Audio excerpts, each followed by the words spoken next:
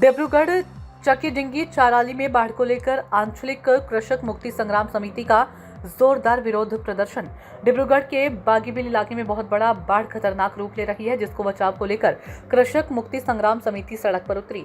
समिति के नेताओं ने कहा कि रसबी नंबर 2 से लेंगा पाथर तक डैम की हालत बहुत खराब है। ब्रह्मपुत्र की बाढ़ का पानी कभी भी डैम को गिरा सकता है, इसका खतरा है। उन्होंने आरोप लगाया कि डैम के टूटने से हजारों लोग बेघर हो सकते हैं और खेती की जमीन, घरों, सड़कों और जानवरों को बहुत नुकसान हो सकता है। इसलिए प्रदर्शनकारियों ने बाढ़ से पहले डैम को फिर से बनाने और उसकी मरम्मत करने की मांग की। उन्होंने रसबी 2 से लेंगा पाथर तक जियो बैग डैम पर पक्की सड़क बनाने और लेंगा पाथर रसबी गांवों में बिजली कनेक्शन की भी मांग की है। समिति ने धमकी दी है कि अगर प्रशासन ने तुरंत कार्रवाई नहीं की तो आने वाले दिनों में वे अपना आंदोलन तेज करेंगे। डिब्रूगढ़ से कैमरा पर्सन मुन्ना घटवाल के साथ रिपोर्टर अरुण जैन की ये रिपोर्ट।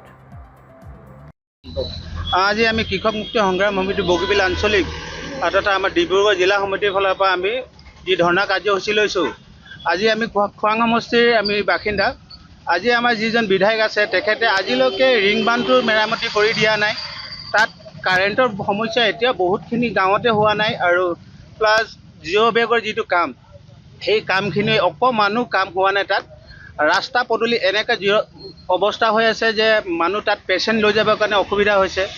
আজি মেডিকেলত ওলাই যাম বুলি ক'লে যাব পৰা নাই হোৱা, 108 সোমাব পৰা নাই। আজি এই সমস্যাখিনি লৈ কিনে আমি বগীবিল আঞ্চলিকে আমাৰ ইয়াত প্ৰতিবাদী কাৰ্যসূচী লৈছোঁ আৰু আজি আমি উপায়ুক্ত মহোদয়ক স্মাৰক পত্ৰ দিম বুলি কিনে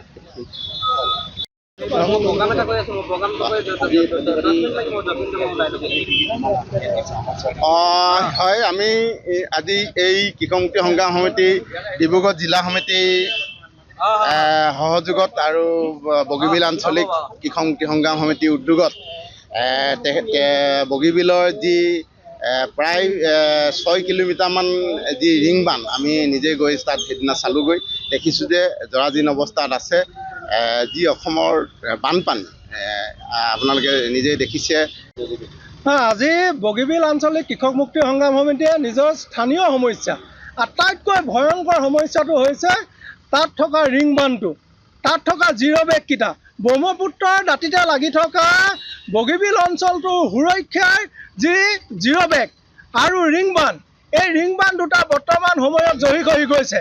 এইকেইটা অসমৰ বৰ্তমান বান পৰিস্থিতি যিটো ভয়ংকৰ ৰূপ লৈছে, ইয়াৰ আগতে আমি চৰকাৰখনক আমি জনাবলৈ আহিছোঁ, আজি জিলা উপায়ুক্তক আমি এখন স্মাৰক পত্ৰ দিব আহিছোঁ যে আমাৰ সেই অঞ্চলৰ মানুহৰ জীৱন আৰু সম্পত্তিৰ নিৰাপত্তাৰ কাৰণে ৰিং বান্ধটো আৰু জিৰ' বেগৰ যি সমস্যা, এই সমস্যাটো আমাক ঠিক কৰি দিব লাগে।